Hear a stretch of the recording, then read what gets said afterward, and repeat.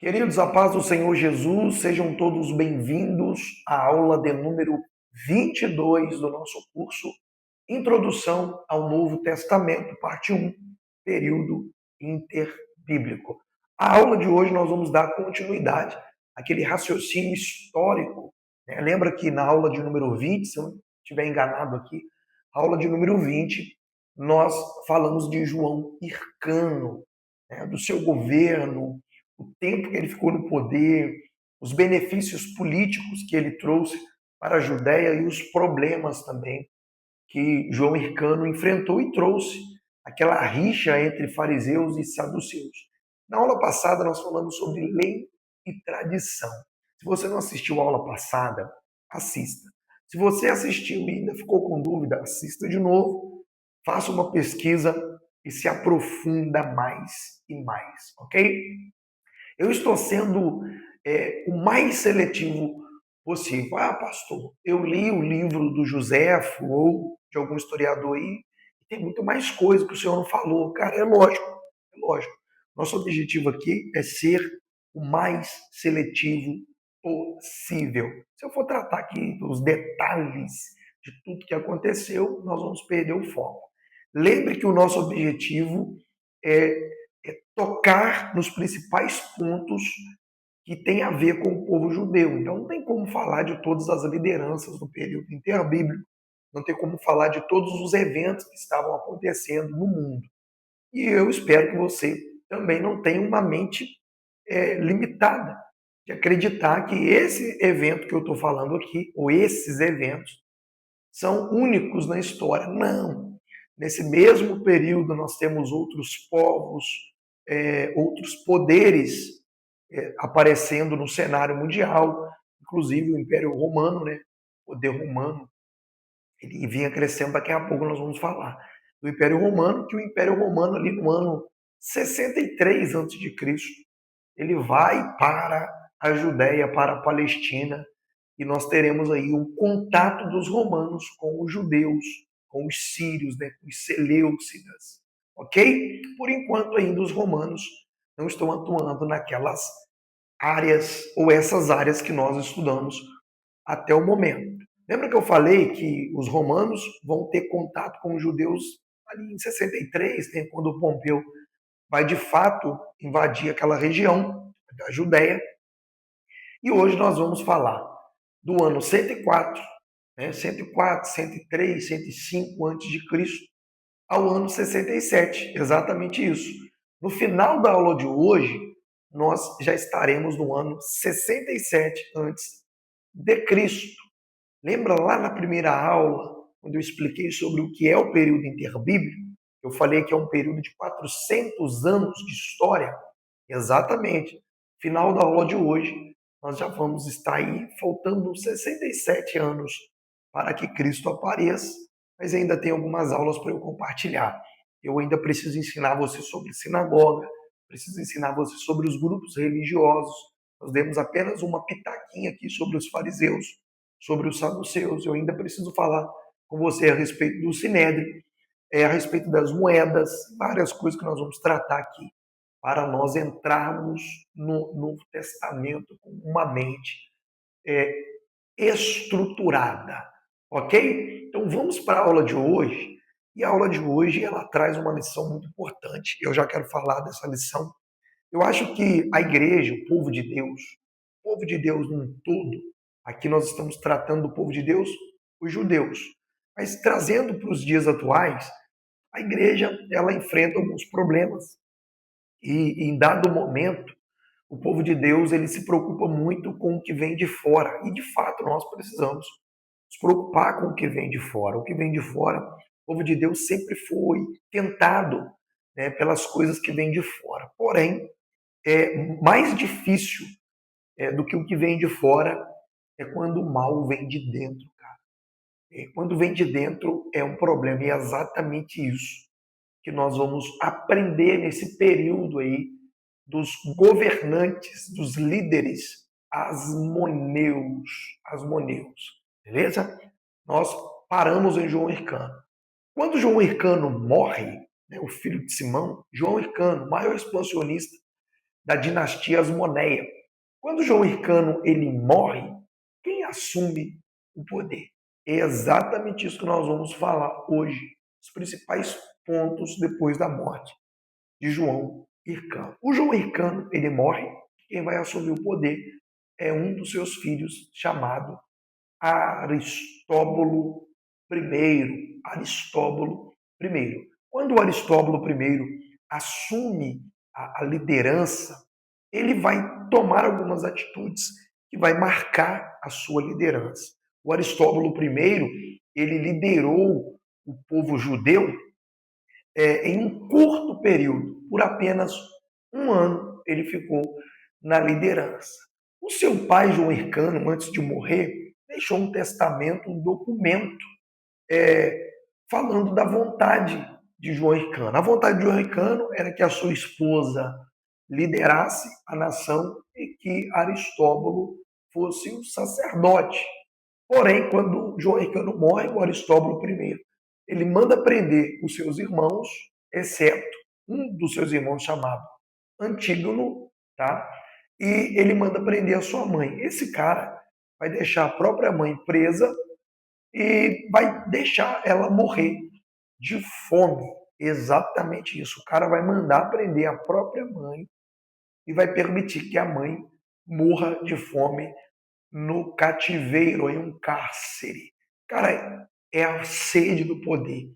Tá? A sede pelo poder, a vontade de ter poder, ela faz com que você machuque pessoas que você nunca deveria machucar. Quando a pessoa é dominada pelo poder, pela ganância em querer governar, de fato, as pessoas elas são capazes. Esse tipo de pessoas que desejam o poder a qualquer custo, eles são capazes de quebrar os princípios mais intocáveis da história. Quando nós falamos de mãe, cara, é algo absurdo. Quando alguém ele tem coragem de fazer mal para a própria mãe. Esse Aristóbulo I, ele é conhecido por ser um cara amante da cultura helenística. Nós vamos ver isso nas nossas artes. Depois de Aristóbulo I, quem vai assumir o poder é a sua, na verdade, a sua esposa, a Salomé Alexandra. Ela vai ficar no lugar dele, porém vai soltar um de seus irmãos, tá? Que é Alexandre Janeu. Alexandre Janeu. Ele vai ser rei durante 7 anos, um dos reis mais violentos da dinastia Asmoneia. Esse Alexandre Janeu vai ser um inimigo dos fariseus e durante todo o período que ele fica no poder, ele vai fazer uma guerra interna contra os fariseus, vai mandar matar cerca de 6.000 judeus em apenas um dia, vai crucificar cerca de 800. Cara, esse Alexandre de Janeu foi duro, irmão de Aristóbulo. Casou-se com a sua cunhada, né, em um levirato, cumprindo a lei de levirato, a Alexandra, a Salomé Alexandra, que era esposa de Aristóbulo I. Aristóbulo I morre de uma tristeza muito grande por ter matado, por ter participado aí da morte cruel do seu irmão Antígono. E, cara, ele vai morrer de tristeza. Sua esposa, depois de sua morte, vai se tornar a esposa do seu irmão, o Alexandre Janeu. O Alexandre Janeu, quando morre, a liderança fica nas mãos da sua esposa, já uma idosa, a Salomé Alexandra. A Salomé Alexandra vai fazer as pazes entre o poder político e o poder religioso, que estava na mão dos fariseus, né, o poder religioso que era perseguido pelo poder político. Lembra que eu disse que o João Hircano, ele apoiava os saduceus, depois o Aristóbulo também, Salomé, casada com Aristóbulo, depois com Alexandre Janeu, apoiava os saduceus, mas Alexandre Janeu, no seu leito, vai aconselhar que Salomé volte a fazer as pazes com os fariseus, que ela não aguentaria essa guerra, e ela vai seguir esse conselho depois da morte, vai governar e vai passar essa autoridade religiosa do templo as leis para os fariseus. Os fariseus vão assumir aí a responsabilidade religiosa do povo, tomando conta do templo, do sinédrio, vão assumir o poder. Quando nós chegamos no Novo Testamento, nós vimos que os fariseus, eles ocupam aí os principais cargos no período de Jesus. Beleza? Basicamente a aula é isso, mas vamos para a nossa arte. Vamos para a nossa arte. Eu separei aqui a arte, falando sobre Aristóbulo primeiro, sobre Salomé e Alexandre Janel, ok? Vamos para a nossa arte. A primeira arte aqui que eu tenho para você é sobre Aristóbulo I,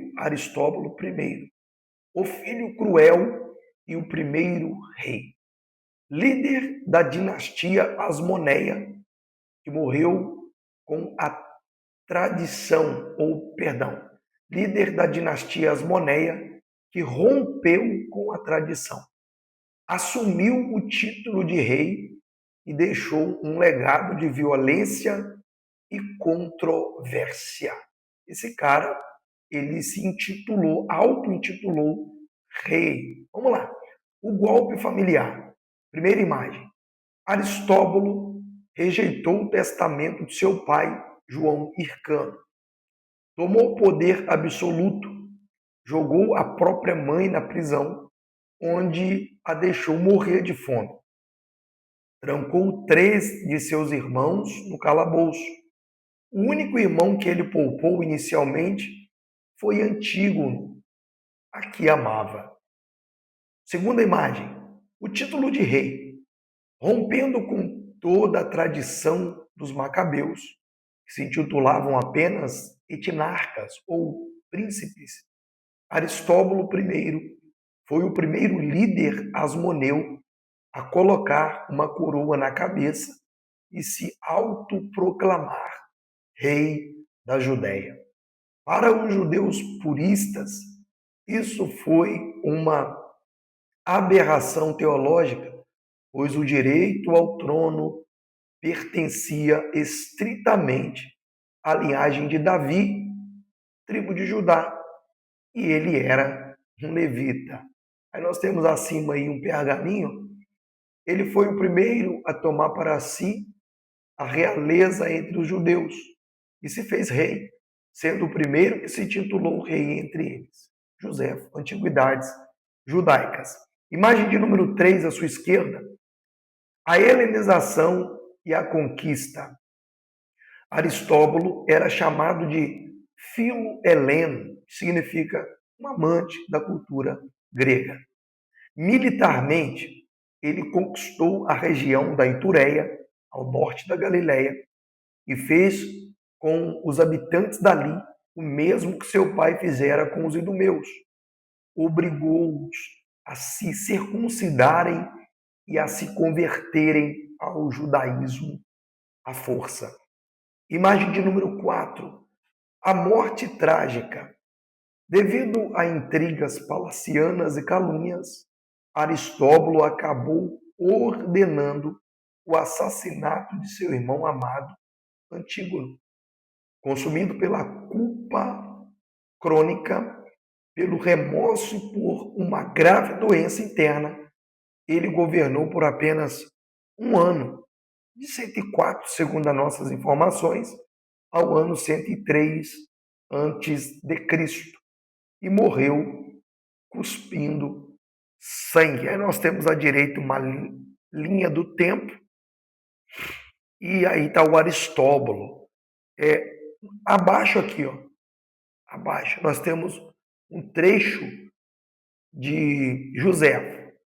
Assim, Aristóbulo, que reinou apenas um ano, deixou ao povo uma lembrança de crueldade e aos seus sucessores um reino dividido e cheio de intrigas. Cara, o Aristóbulo, cara, esse Aristóbulo, ele foi um cara muito mau. Em um ano, o cara fez muita covardia. Daqui a pouco eu vou pontuar aqui.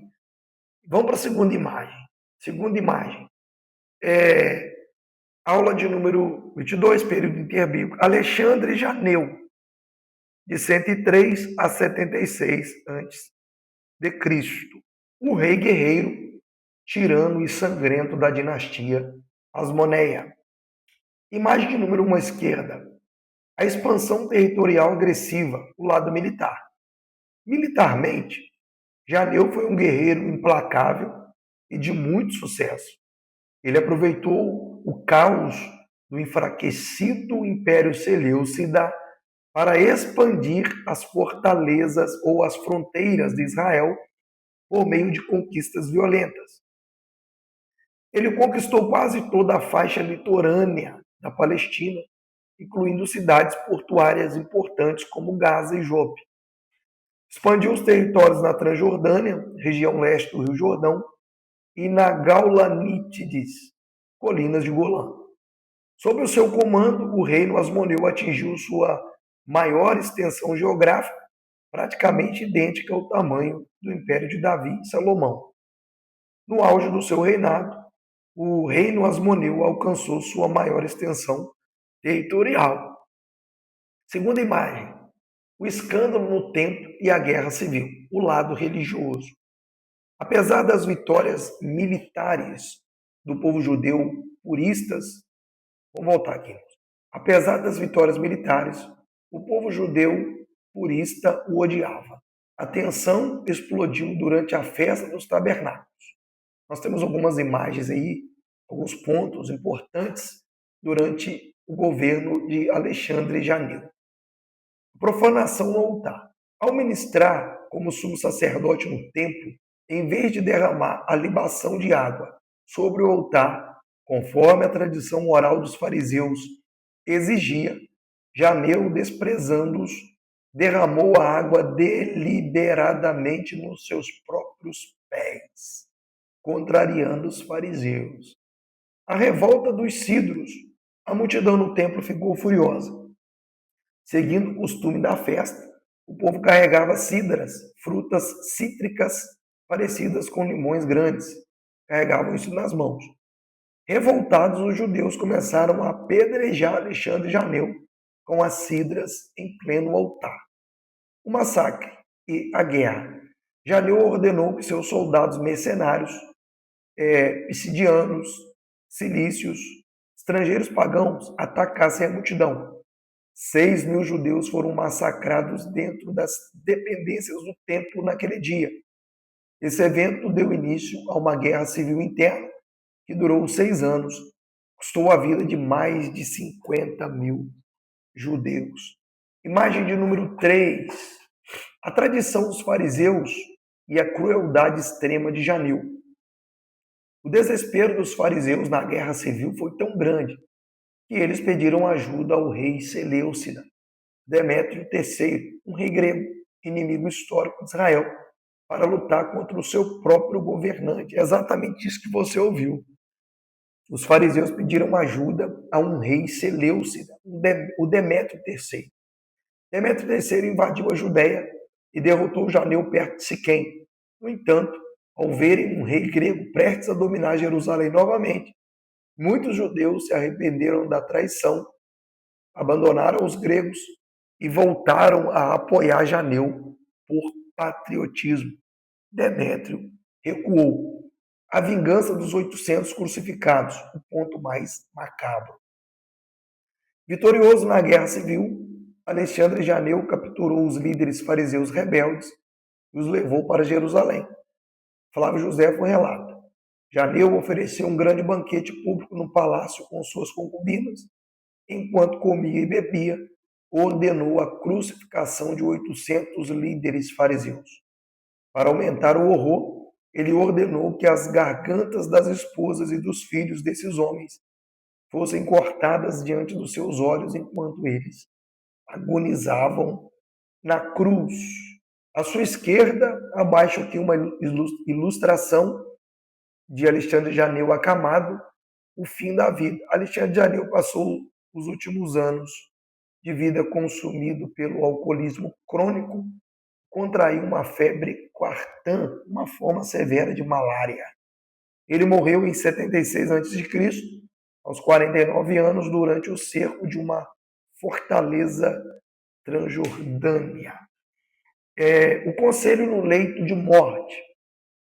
No seu leito de morte, percebendo que a tirania havia destruído a paz do país, Janeu deu um conselho surpreendente à sua esposa Salomé Alexandra. Para governar em paz, entregue o poder de volta aos fariseus, pois o povo confia no ensino deles, e manter uma guerra contra eles é impossível a longo prazo. Salomé seguiu o conselho, pavimentando a era de ouro que estudamos na pergunta anterior. Falando sobre isso em um ponto anterior. Vamos lá. O legado para a aula 22, o choque de realidade. Alexandre Janeu representa o pior exemplo de líder asmoneu, um guerreiro de sucesso que permitiu que a sede de poder e a crueldade destruíssem a unidade nacional e a fé do povo. Sua história nos mostra que a vitória no campo de batalha não compensa a derrota do coração do povo.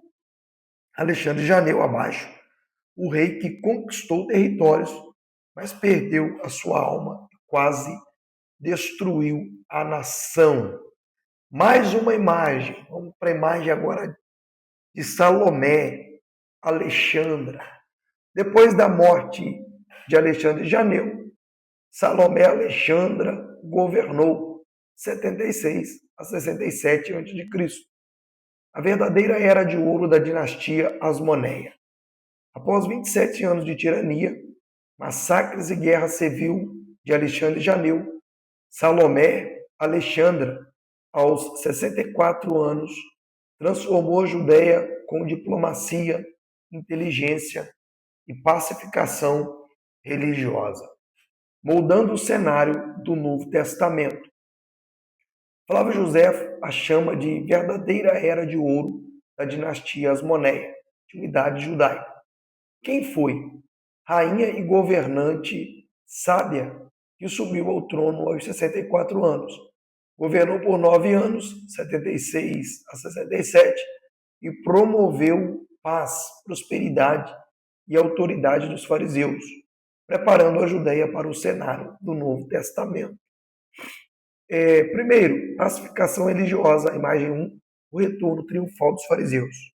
O decreto de restauração anulou todas as leis saduceias e restaurou a legitimidade da tradição dos anciãos, tradição oral defendida pelos fariseus. Nós vimos isso na aula anterior. A mudança no Sinédrio entregou o controle das sinagogas, das escolas de interpretação da lei e principalmente a maioria das cadeiras do Sinédrio, Tribunal Supremo dos Judeus, para os fariseus. Entregou o Sinédrio e o Tribunal Supremo dos Judeus na mão dos fariseus. Simão, líder dos fariseus e seu irmão, tornou-se homem forte do governo. Essa nota abaixo aí, está bem pequenininho, é uma nota importante para a nossa aula. Foi nesta época que os fariseus se enraizaram no coração e na cultura do povo judeu. A autoridade que eles demonstram ter nas vilas e nos dias dos evangelhos nasceu e se consolidou durante os 9 anos de reinado de Salomé Alexandre. Essa nota é muito importante, tá? Aquela raiz dos ensinamentos dos fariseus que nós vemos nos evangelhos se deu durante esse período de Salomé Alexandra. A divisão de poderes, a solução teológica. Salomé Alexandra dividiu sabiamente o poder entre seus 2 filhos para equilibrar as forças políticas e religiosas. O poder político ficou exclusivamente com ela, que governou como rainha, soberana e monarca. O poder religioso nomeou seu filho mais velho, Hircano II, como sumo sacerdote. Era pacato, fraco de personalidade e totalmente aliado aos interesses dos fariseus. O foco dos saduceus. Para evitar revolta, permitiu que os saduceus mantivessem o controle quase todas as grandes fortalezas militares e castelos fora de Jerusalém. Seu filho caçula, Aristóbulo II, ambicioso e militar, aliou-se secretamente aos saduceus. Aqui você já vê que vai dar um problema na próxima aula, porque o Hircano II, filho de Salomé, vai ser nomeado sumo sacerdote, vai apoiar os fariseus, e o seu irmão Aristóbulo II vai aliar secretamente aos saduceus. Quando a Salomé morrer, está claro que vai ter uma guerra contra ou entre os dois. Isso aí é a próxima aula. Fortalecimento militar, prosperidade econômica. Duplicou o contingente do exército judaico, recrutou grande quantidade de mercenários estrangeiros. Demonstração de força tão imponente que as nações vizinhas e tiranos da Síria preferiram assinar tratados de paz e pagar tributos a Jerusalém em vez de invadi-la. Cara, imaginar que as nações vizinhas, como a Síria, por exemplo, pagaria tributo para a Judéia? Por isso é a Era de Ouro aqui, no período de Salomé e Alexandre. Joséfo registra que ele espalhava o temor entre os reis estrangeiros. Ela espalhava o temor entre os reis estrangeiros. Comércio floresceu, o imposto do templo entrava regularmente e o país viveu um período de rara riqueza e abundância financeira. Imagem 4. O fim do reinado e o pavimento para a invasão romana. A revanche dos fariseus. Ao ganharem o poder no Sinédrio, os fariseus caçaram e executaram conselheiros saduceus que haviam instigado os massacres dos 800 fariseus. Isso gerou a revolta dos saduceus, liderados por Aristóbulo II. O golpe de Estado. Em 67 a.C., aos 73 anos, Salomé adoeceu gravemente. Aristóbulo II fugiu, assumiu o controle das fortalezas dos saduceus e declarou guerra ao próprio irmão Hircano II para tomar o trono. A morte da rainha e a guerra civil. Salomé faleceu no meio da crise interna. A guerra entre entre Hircano II e Aristóbulo II durou 4 anos, destruiu a economia e enfraqueceu a Judéia. A invasão romana. Em 63 a.C., o general Pompeu invadiu Jerusalém, invadiu o Santo dos Santos e anexou a Judéia ao Império Romano. Mais à frente nós vamos ver isso. Abaixo à sua direita, o legado de Salomé Alexandra. Salomé Alexandra não foi apenas uma rainha sábia, ela pavimentou o caminho para o governo teocrático dos fariseus, trouxe paz e prosperidade e moldou o judaísmo da época de Jesus. Seu reinado é o elo que conecta os macabeus à realidade do Novo Testamento. Vamos voltar aqui para a nossa tela, para o vídeo. Cara, eu trouxe as imagens, como eu sempre digo, trabalhando com imagens, fazendo a leitura, breve comentário, e você acompanhando a leitura comigo para nós não perdermos nenhum detalhe. É muita informação, o tempo é muito curto o nosso tempo, e essas imagens ajudam demais para que eu leve até você as informações de forma mais precisa e de forma mais detalhada. Então, resumindo a aula de hoje, o que nós podemos tirar de lição da aula de hoje? Essa briga interna, esse conflito interno que houve entre o povo judeu no ano 104, do ano 104 a.C. a 67 a.C., quase destruiu. O que nós podemos aprender?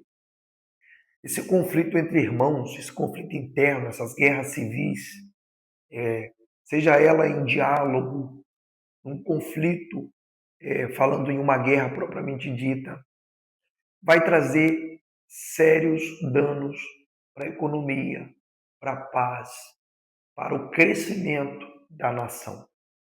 Esse problema interno, essas histórias que vão se repetindo, Nós terminamos ali o slide falando do problema que vai acontecer entre dois irmãos, o Hircano II e o Aristóbulo II.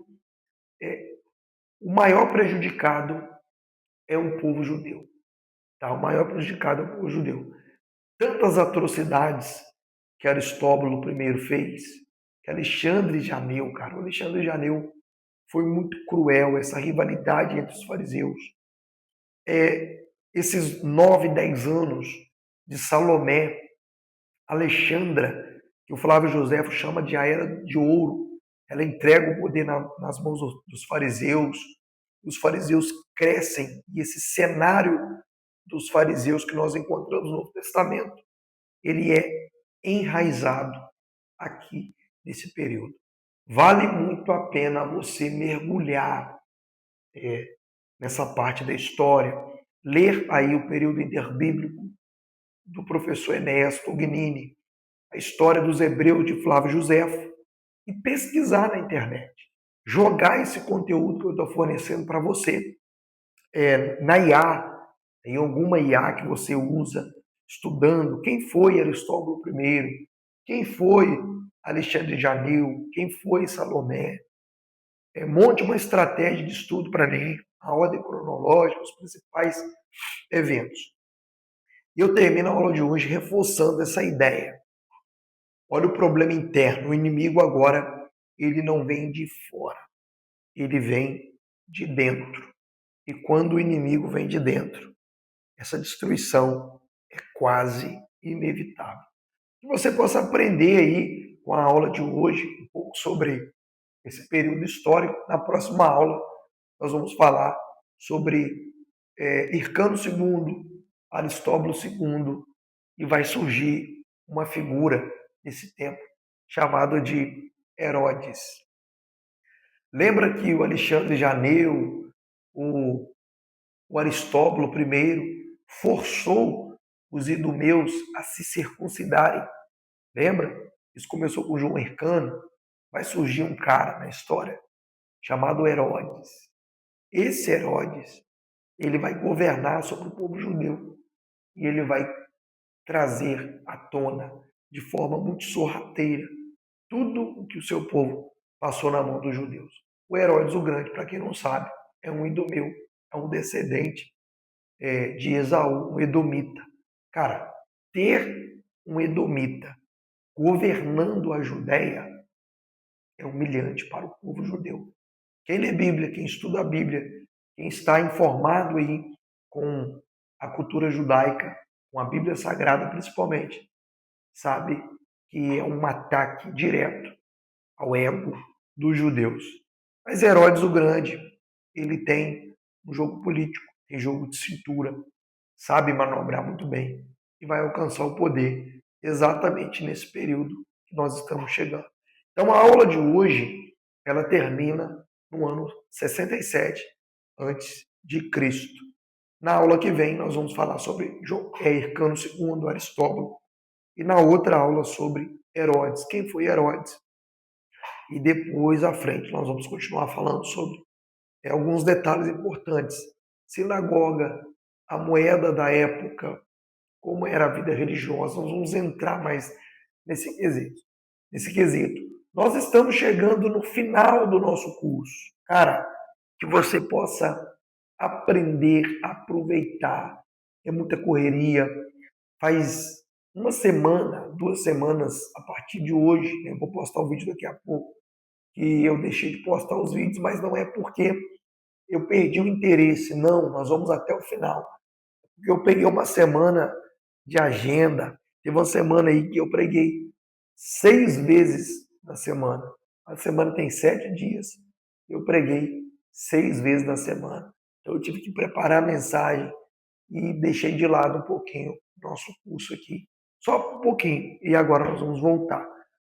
Nós vamos parar quando nós concluirmos. Muita coisa boa dá para vir no canal. Eu tenho certeza que você que faz parte do canal, @Teologia Livre 0307, está sendo abençoado.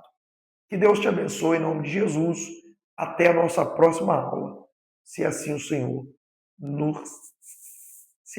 nos permitir. Amém? Que Deus abençoe você.